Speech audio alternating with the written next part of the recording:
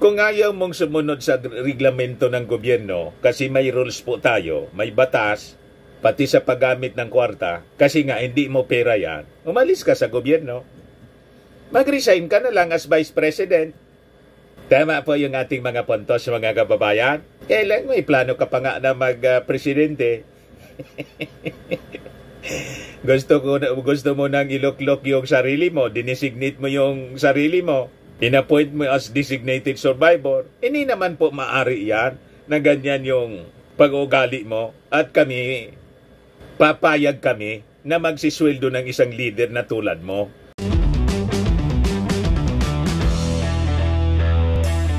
Ito naman po yung bago naming product na binibenta online. iGlow Serum, whitening po siya. Tingnan ninyo yung epekto sa aking anak na architect before and now. Yung mga inquiries po ninyo, dumiretso na lang kayo sa kanyang Facebook account, Riz Maravillas. Rumisback na mga kababayan yung ating mga magigiting na congressmen sa mga kwentong marites ni Inday. Bakit naman na niya, Mr. Maravillas? Tinawag mong kwentong marites. Yan mismo ang description ng mga congressmen. Kasi yung mga sinasabi po ni Inday, lahat man lang niya haka-haka, baseless, madaling sabi po, defense mechanism niya. Kasi umiiwas nga po siyang matanong. Sabi nga natin, pag ang tao po tinatanong lang, galit agad at umiiwas sa mga nagtatanong, manifestasyon po na may tinatago pong karumal-dumal. At yung mga tinatagong karumal-dumal po, sumingaw na nga po, nakalkal na ang kuwa. Yung mga nakalkal po, na nabulgar po sa congressional hearing, sa budget briefing ng Office of the Vice President, hindi man po yun kagagawa ng mga congressmen. Kagagawan po yun lahat ni Inday. At ang nakadiscovery po, yung kuwa, nagagalit po si Inday sa Congress. Paano siyang magagalit sa sa mga congressmen? Lalo po tinuturo si Martin Romualdez yung salary. Pinapalabas ni Inday, mga kababayan, sinisiraan siya ng Congress kasi yung vice-presidentian niya, siyempre, ang perception, tatakbo na Pangulo. Yan mga kababayan ang narrative ni Inday. Kaya daw siya sinisiraan. Yan gumawa mga kababayan ng kasiraan. Kumbaga nasisira siya. Pati yung kanyang pamilya po, buong pamilya niya nasisira. Siya man lang po ang gumawa. Sila yung gumawa ng kasiraan nila. May ako sa kanya yung Congress kung halimbawa ganon ang kanyang iniisip, ang kanyang sinasabi. May ako sa kanya yung Congress kung wala siyang ginawa. At yung mga nadiskubre sa kanyang pamamahala sa DepEd po, kuha yung nakadiskubre.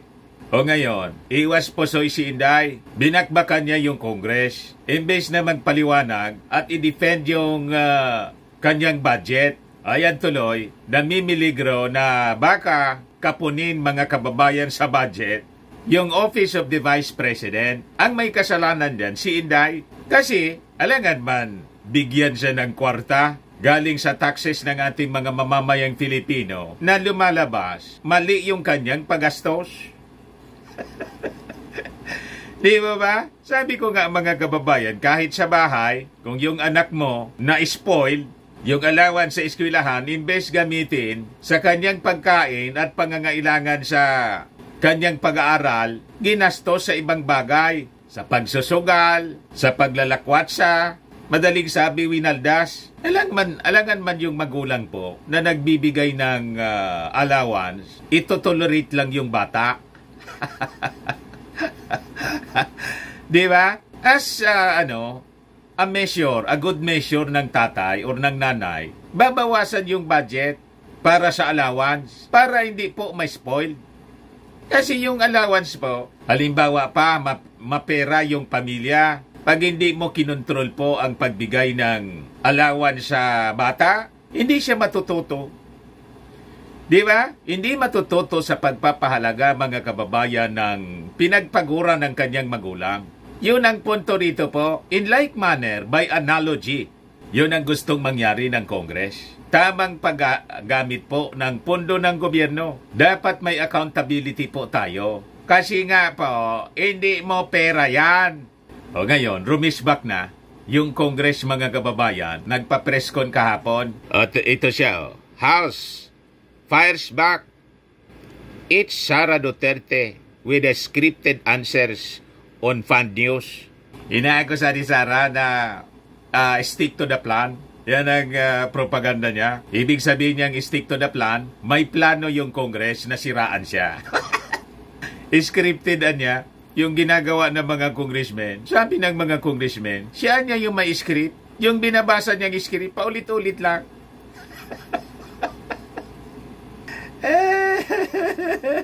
Sabi diyan sa balita, two leaders of the House of Representatives refuted Vice President Sara Duterte's claim that the Committee on Appropriations was following a script during the deliberation of the proposed 2.037 billion budget for the Office of the Vice President for 2025. Sabi po ni House Majority Leader at La Union Representative Paulo Ortega V, it was Duterte who has scripted answers to the questions regarding her use of confidential funds and proposed budget during the August 27 budget briefing.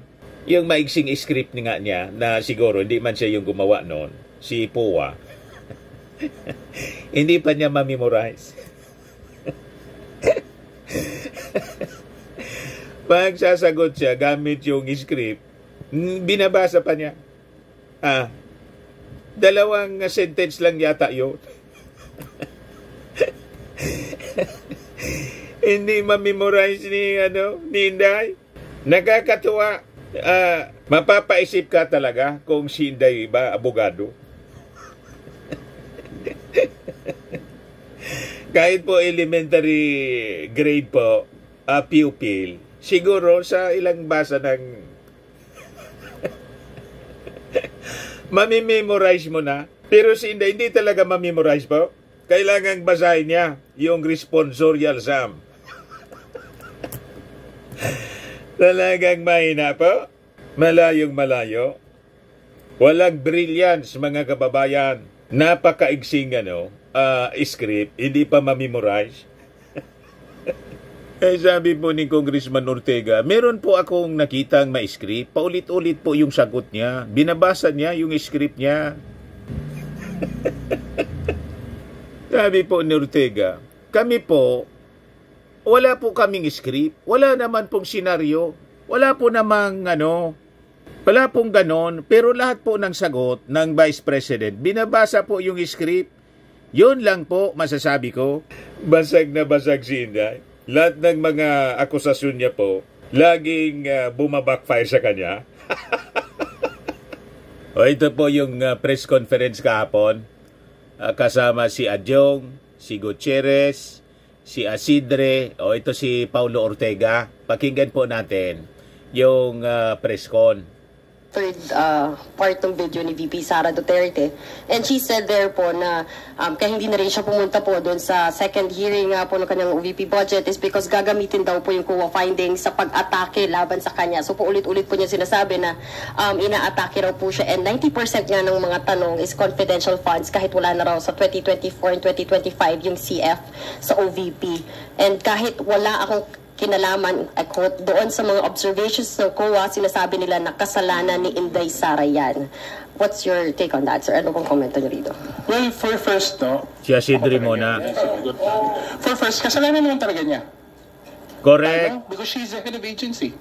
Yes. Whether it resulted in malfeasance or whatsoever, it is her responsibility and accountability to explain why these findings have been observed by COA. Sino naman ang tatanungin namin? Tama po. Command responsibility. Abogado siya. Hindi niya yan alam. Parang yung sa opisina, mga kababayan, the Office of the Vice President, opisina nga siya. Pangalawa, sa pinakang mataas. Siyempre, lahat ng nangyayari within her office, command responsibility niya. Siya ang responsible person. Kung ayaw niyang maging responsible person, di resign.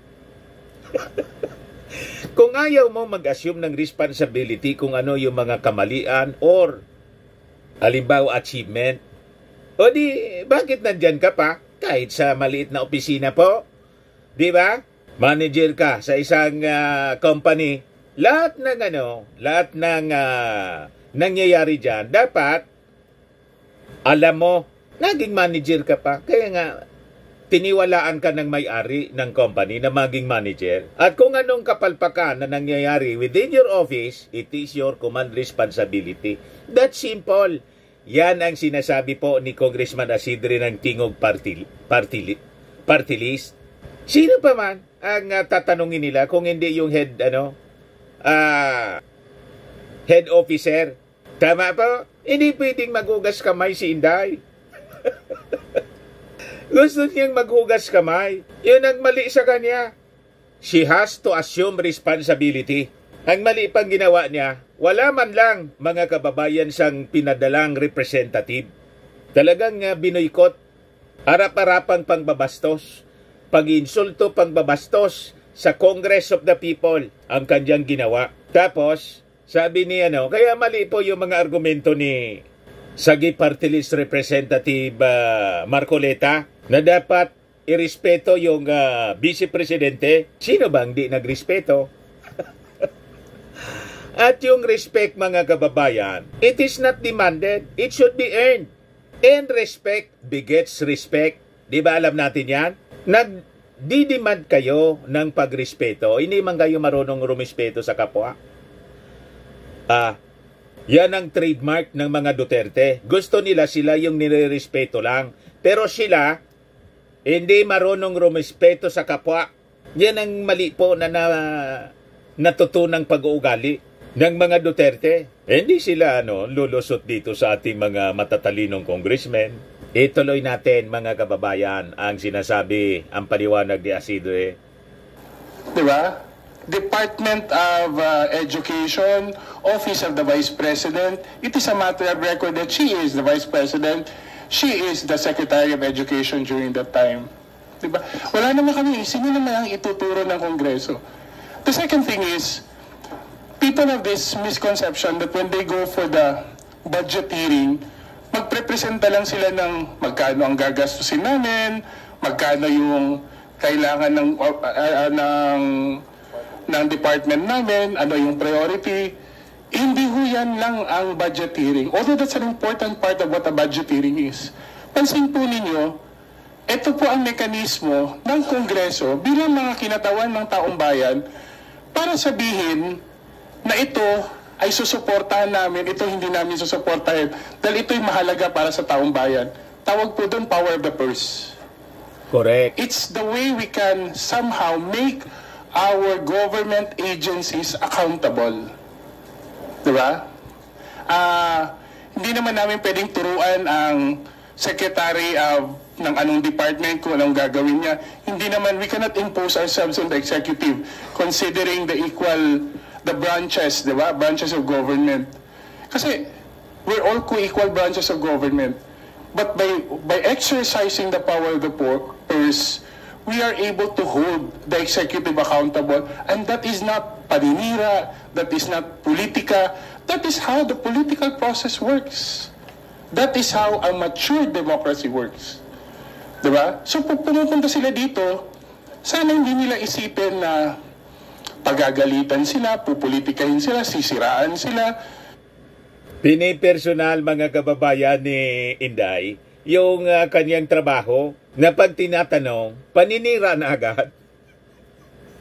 Hindi ba pwedeng yung kanyang perception, tinatanong lang siya para ipaliwanag.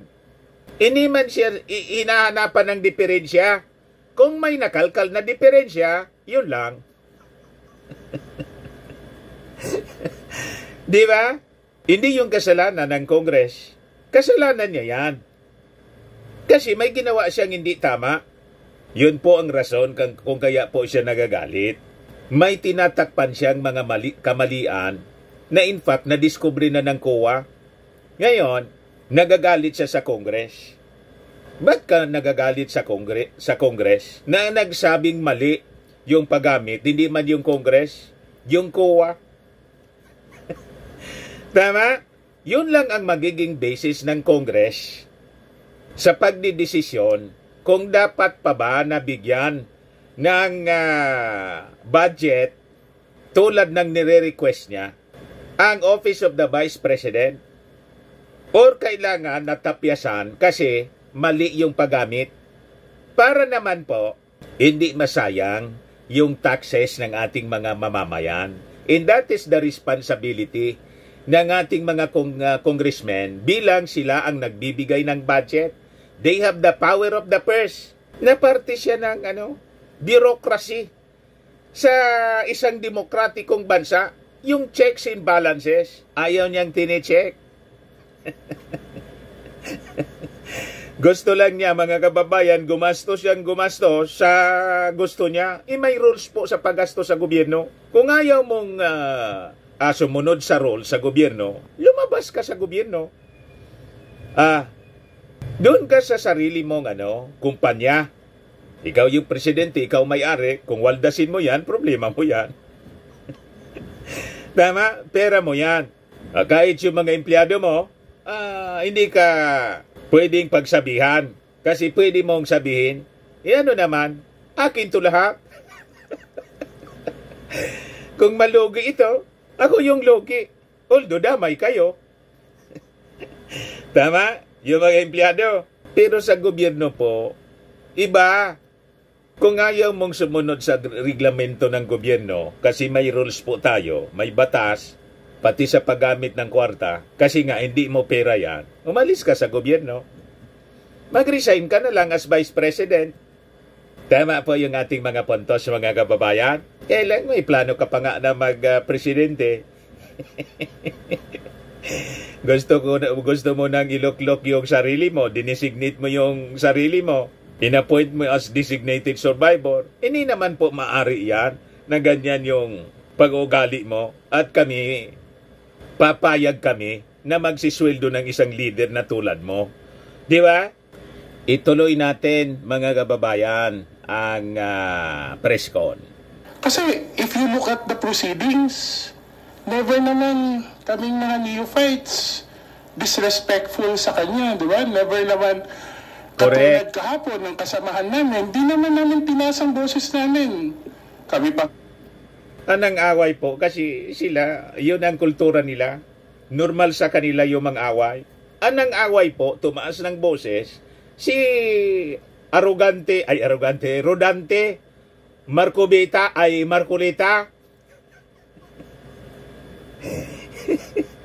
gustong i-railroad po yung budget hearing. Gusto, wala nang tanong-tanong, ipasa na kaagad. Hindi maari ang ganon. Buti kung walang nakita pong diferensya yung COA. Yan daming nakitang diferensya po. Milyon-milyon yung involved na pera po. Imagine, 73 million. Disallowed po. Parte ng 125 million na confidential funds.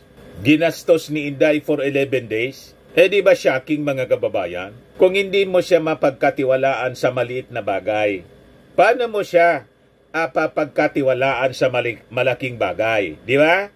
Umihingi 2 billion plus, 125 million nga, hindi natin mapagkatiwalaan, 2 billion pa. Tama po ba? So, ito pa. Pinasa ng boses kahapon Diba? That is the important thing to consider. Pangatlo, dun sa, if you have to be technical about it, items in the budget of a 2-year life. Now, part of examining the budget is understanding how previous budgets were spent. Correct. You can't totally absolve yourself na sasabihin, tapos na to. Diba? Especially if the life for that fund just ended. Like, when it was approved in 2022, so we have until 2024, 2023, end of 2023. So last year lang yon.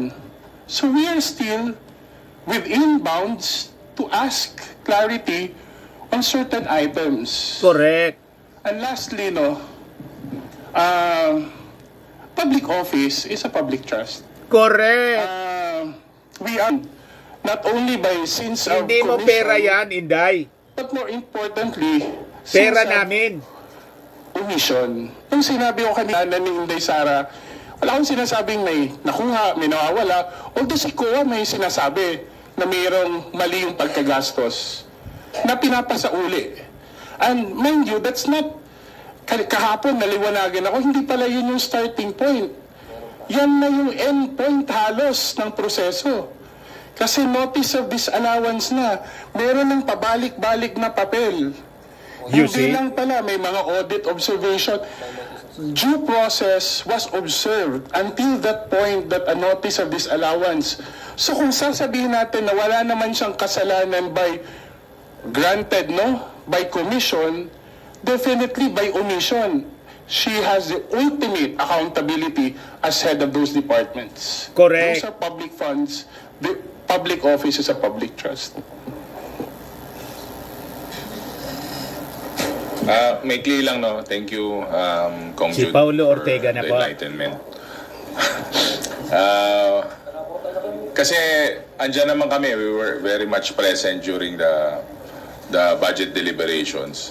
Ako personally, yung mga kailangan kong itanong, natanong ko na, narinig nyo naman po yung mga sagot sa amin, narinig nyo naman po kung paano kami sinagot ng head of the department.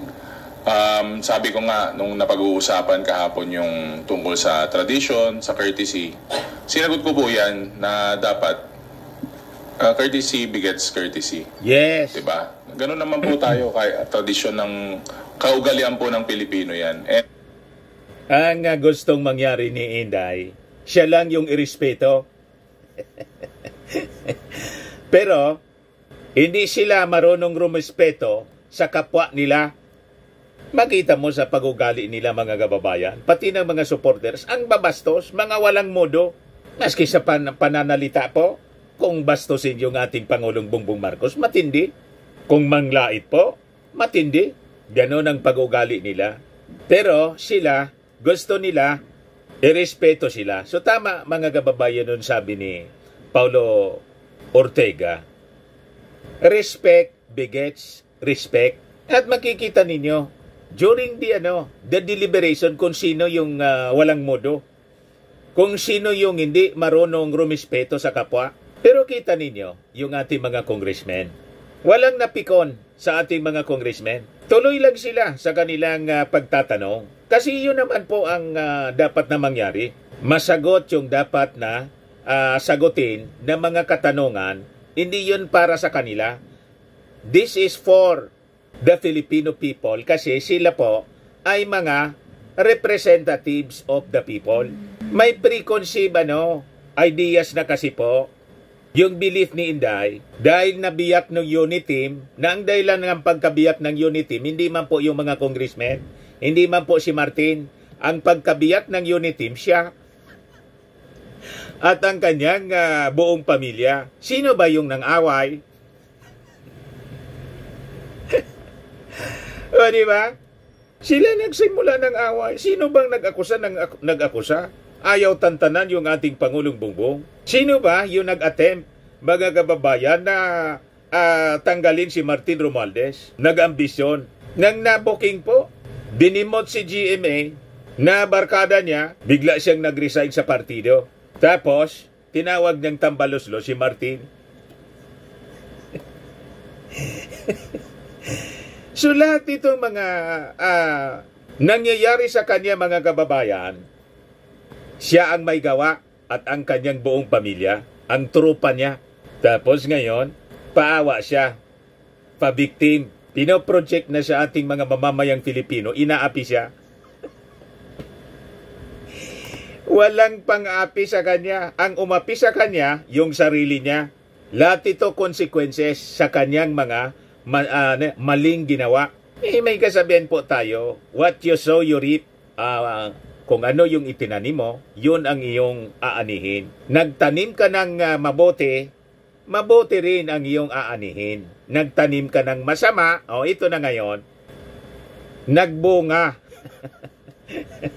Nang masama, sinasama ka ngayon. Konsekwensya siya ng inyong mga actions. Parang si Pacquiao, bakit ba siya nakakulong?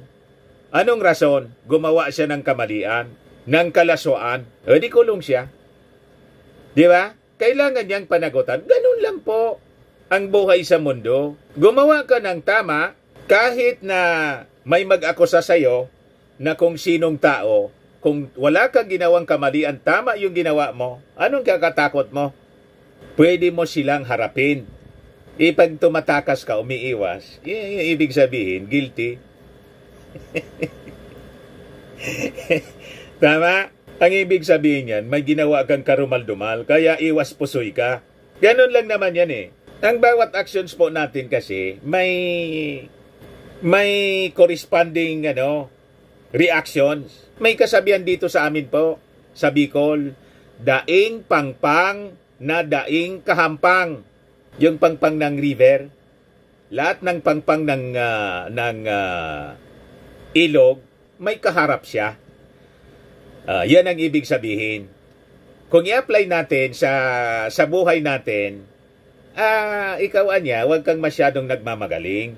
Kasi isang araw, may makakaharap ka na mas magaling. Mas magaling sa'yo. May makakatunggali ka. Pag masyadong mayabang, ayan, sa sobrang yabang po ninyo, ito ka ngayon.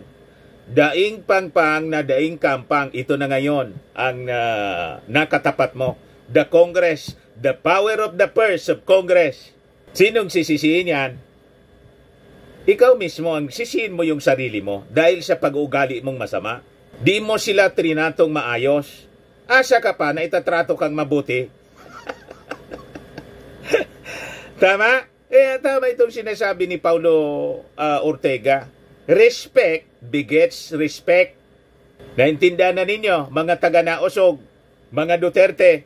Ngayon, tuloy natin ang press con, mga kababayan. Sa tingin ko, para sa akin, dahil wala nga nasagot, wala kaming nakuha, ang tingin ko, hindi niya po kabisado yata yung pinopropose niyang budget. Baka hindi niya alam yung nilalaman ng budget niya. Kaya ganun na lang po niya kami sagutin, ganun na lang po yung impression na iniwan niya, tapos hindi nga po nag-attend ka. Baka hindi niya kabisado o hindi niya alam nangyayari sa loob ng opisina niya. Kaya nagkaroon ng mga ganun na problema, yung mga aom niya. Sinabi ko nga po during my line of questioning nung first. Alam niyo kung anong reading ko? Pinagtatakpan pa siya ni Paulo Ortega. Baka hindi alam. Alangan man hindi niya alam. Yung paggastos ng confidential funds, hindi niya alam. Pero tingnan ninyo. Sa statement po ni Paulo Ortega, parang pinagtatakpan pa siya. Sinisave pa siya sa kahiyan na baka hindi niya alam. You see, mga kababayan? Pero sabi nga natin, at sabi ni Asidre, command responsibility. Kaya hindi mo alam, that is, sins by omission. Tama? Ituloy natin. Budget briefing na yung 5 million nga na aom at hindi mo na apela o hindi mo na depensa o hindi mo na ibalik. May mga natatanggal nga pong mayor. May Correct. mga naalis po ng mga public officials dahil sa mga ganyan na problema. So seryoso. Baka hindi niya lang alam kung how her budget works or ano po laman ng budget niya.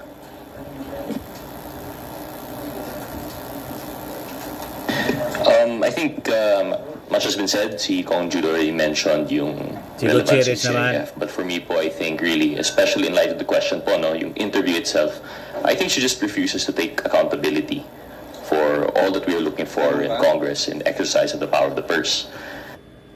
So yan ang sinasabi natin. Iwas pusit, iwas pusoy. Ayaw niya kasi na mag-take ng responsibility. Hindi man po pwede. Kung ikaw ay ayaw mo nang mag-take ng responsibility, so you have no right to become a leader.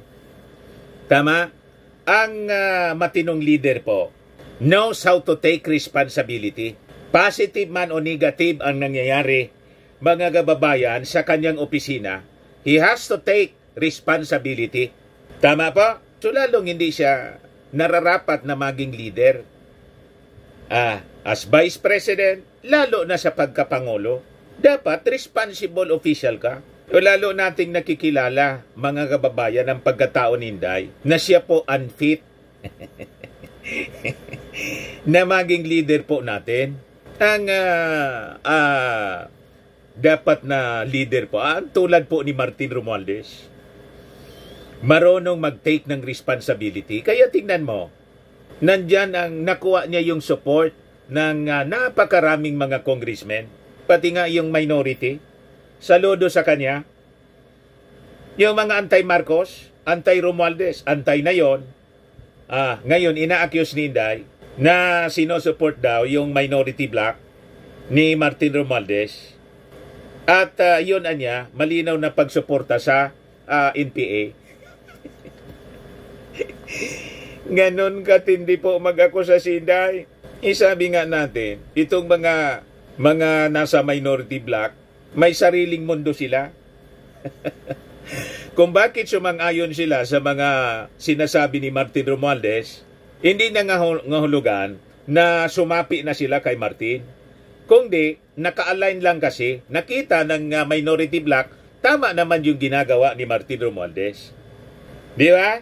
Ganon po yon. Ngayon, pinalalabas ni Inday, nagsasabwatan yung Marcos Romualdez with the minority bloc, yung Makabayan at saka NPA. Nagsasabwatan po para ipin down siya. Conspiracy theory po. Naging conspiracy theorist si Inday po. Malabo pa sa sabaw ng pusit po yung mga pinalilitaw na theory ni Inday. Ituloy natin yung sinasabi ni Congressman Gutierrez. Kasi naman po, yung CIF na magit naman ni Kong Jude kung bakit we would think that she is responsible or should be responsible whether by omission or by commission. But to say that dahil lang po CIF yung topic of questions, I don't think that's true. Because precisely during that hearing, I admittedly maybe 90% yung tanong tungkol sa CIF kasi yun yung hot topic. We just received the notice of disallowance. We just received the COA reports. And mind you, the dates were 2024. We couldn't have asked this in 2023. So this was the right time to ask these questions. Now, we went to have that first hearing. Nagtanong po tayo tungkol sa CIF. Ayaw niya po sumagot. The next hearing, we prepared questions for 2025 naman.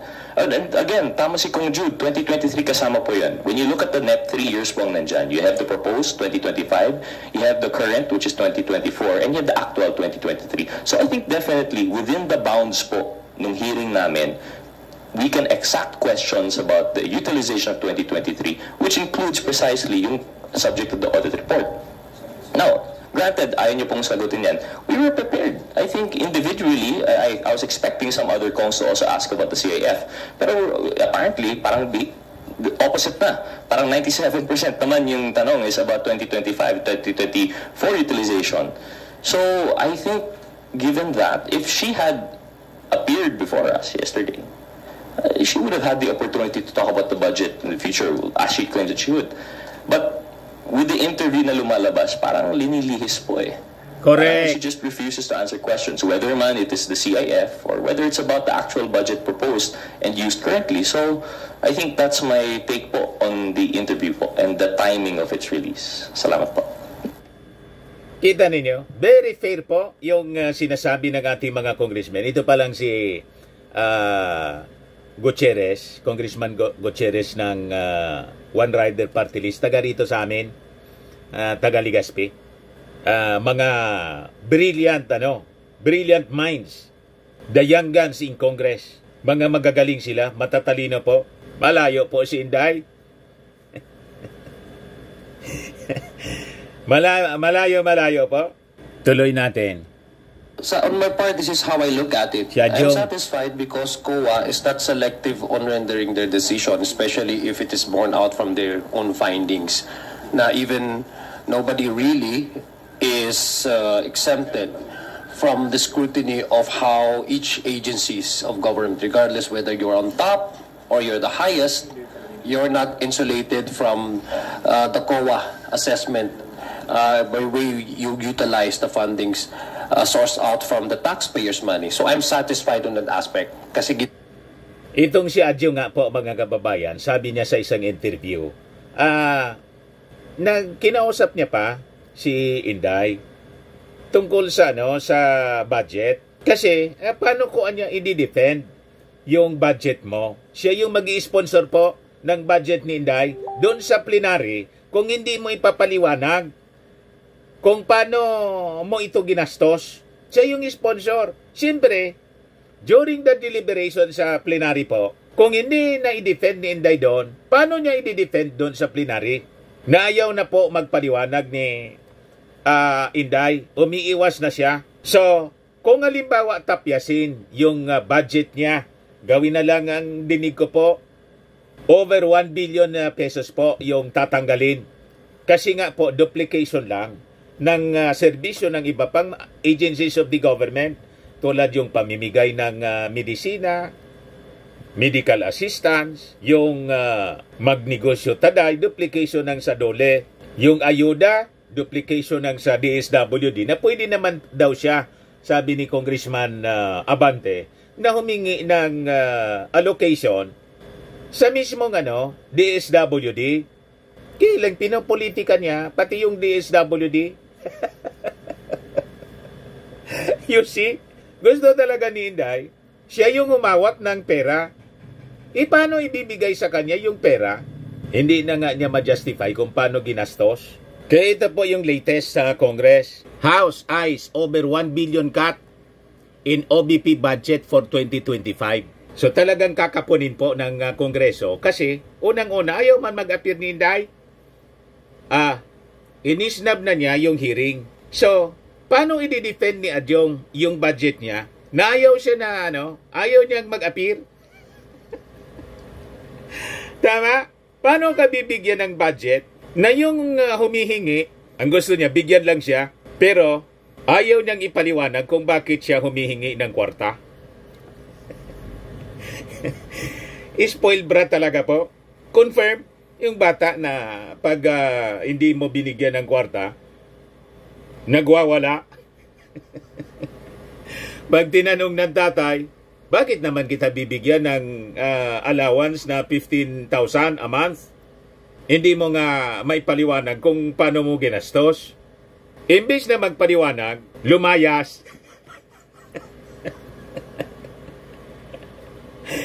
Yan mga kababayan si Inday. So, asa ka pa na yung tatay magbibigay ng 15,000 allowance sa batang spoiled? Siyempre, gagawin ng tatay, o sige, ayaw mo magpaliwanag, imbes na kausapin mo ako, lumayas ka, di maghanap ka ng sarili mong allowance. Wala kang allowance ngayong taon. Magano ka, working student ka kung gusto mo. Ayaw mong pasakop sa authority ng tatay. Yon ang in effect, yan po ang sitwasyon ng Congress. They have the power of the purse and they have the authority na magtanong kasi yung perang yan, pera ng ating mga mamamayang Filipino and they are representative of the people. So ito yung kinakagalit niya. Si Franz Castro, sabi dito, cites glaring mismanagement, COA disallowed expenses. The House of Representatives is planning to slash by half the 2 billion budget of the Office of the Vice President for 2025. Lawmakers noted the Commission on Audit has disallowed 73.2 million pesos out of 125 million in OBP intelligence funds that were used up in just 11 days in 2022. COA also flagged the Department of Education, which Vice President Sara Duterte previously headed, for building only 192 classrooms or 3% of its target of 6,379 classrooms last year. Kaya po yung sinasabi po ni Inday at ng mga defenders niya, na mga vloggers, na kahit zero budget niya, magtatrabaho siya. Binigyan nga po ng napakaraming kwarta. Ang naipagawa niya, 192 classrooms lang. Asa pa kayo, kaya tinawag ni Saldico si Inday na tamad. At hindi niya namin ayaan na lustayin niya yung pera ng bayan. Bali-baliktad yung sinasabi po. Binigyan ka ng napakaraming kwarta, hindi mo nagawa yung pinapagawa sa'yo. Pagkatapos, ngayon pa, sasabihin mo, you can work with zero budget. Pag binigyan ka ng zero budget, siguradong araw-araw, tulad ngayon, paninira ang maririnig sa'yo.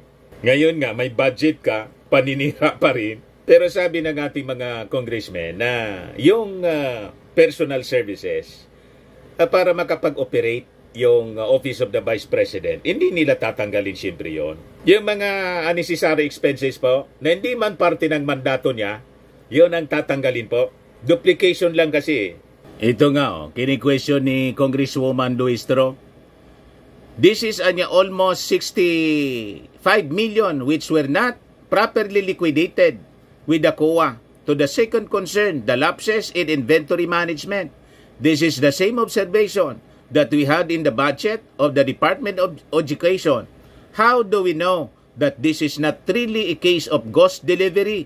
Let us be reminded by the controversy haunting pharmaceuticals in the provision on malversation under Article 217. I think it is more prudent that we leave Kalusugan food truck to the management and implementation of DSWD. Luistro questions lacking documents, inventory lapses in OBP welfare programs. During the House Committee on Appropriation briefing on the proposed budget, Luistro asked the Commission on Audit to confirm whether the OBP failed to submit proper documentation for several welfare distribution projects. Matindi po. The question programs included the Pansarap Bans pilot testing in Davao City amounting to 57,539. A similar pilot testing in Maguindanao costing 434,520 in various disaster relief and year-end food pack distribution totaling nearly 65 million. COA confirmed that documentation was lacking for these projects. Walang mga dokumento po. Which Luistro pointed out as a failure in proper liquidation. Hindi niya ma-liquidate po. Luistro also raised concern about the OBP's Kalusugan Food Trucks program, citing COA findings of mismanagement in food inventory. Issues included food items nearing expiry, missing items, and unventilated storage. Luistro suggested the program might be better managed by the DSWD to avoid potential issues of ghost deliveries, drawing comparisons to past controversies such as the Farmally scandal. Alam na, pag ghost deliveries mga kababayan, kinobra yung kwarta, wala mang delivery. Madaling sabi, in short, corruption, pagnanakaw. Balikan natin si Adjong sa kanyang sinasabi. Gawa ang COA yung kanilang trabaho. Now, similarly, ang trabaho din, mandato kasi ng COA yun under the Constitution. Ang mandato rin ng House of Representatives, as explained very well by Kong Jude and Kong Pao and Kong Rog, ay busisiin yung budget na pinopropose bawat taon. Part of that busisiin really is to look at how we can comprehensively appreciate the budget that was given to a certain agency, how they utilize that, supported by the COA reports. Kasi importante po yung utilization, especially if the budget is continuing appropriation. Kasi hindi yung isang mga, in many cases po, ang mga ahensya hindi nila nauubos sa isang taon ang kanilang pondo. Meron pa talaga pong naiiwan dyan. Ngayon, mapapansin po natin, may mga programa po sa dating budget na minimaintain, na pinapropose sa darating po ng mga taon. So, ikukumpara po natin yan. So, pag ikukumpara po yan, pinag-uusapan po dyan yung utilization rate, pinag-uusapan po dyan yung effectivity ng pagbibigay ng pondo at paggagastusan ng pondo.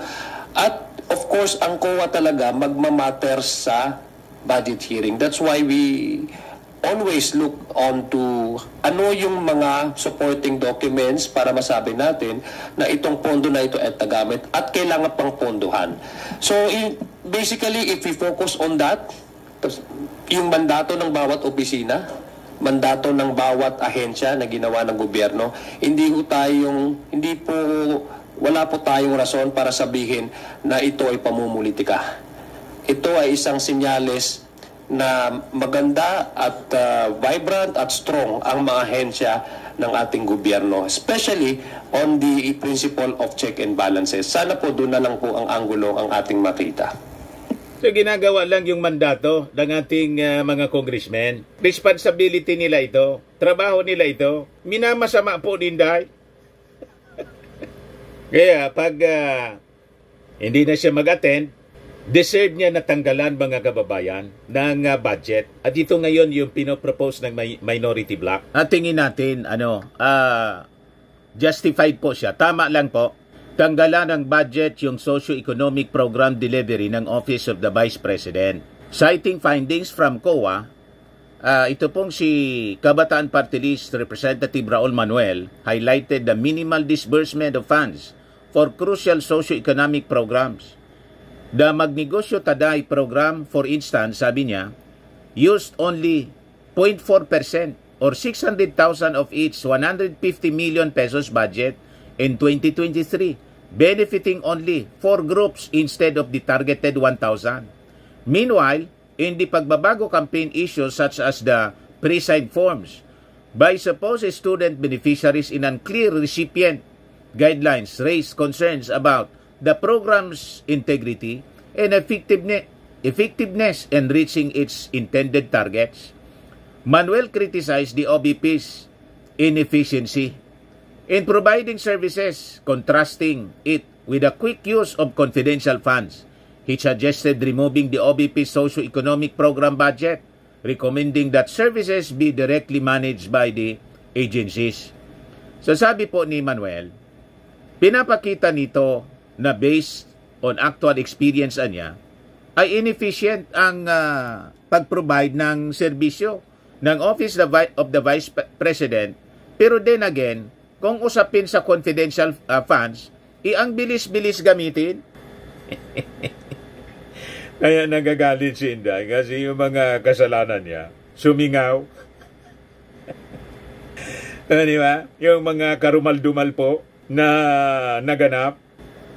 If I am to propose something concrete, ang isinusulong na natin ay tanggalan na ng budget yung socio-economic program delivery ng Office of the Vice President. Mabuti pa na sa ibang ahensya na dumiretso yung ating mga kababayan for services. Tama po, DSWD po. Ang gusto ni Inday po, siya yung humawak, nagsarili ng gobyerno, dinuplicate niya yung serbisyo ng other agencies of the government para ma-justify niya yung paghingi ng kwarta.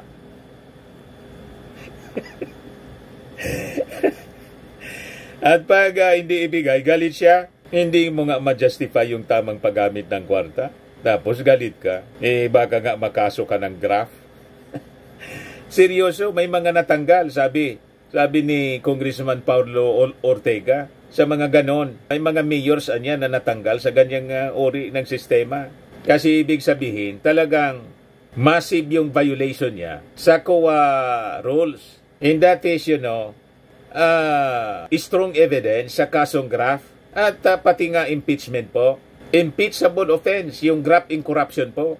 O ngayon, sa issue ng impeachment po, naitanong dito sa press con, pakinggan nga natin kung may impeachment na sinusulong.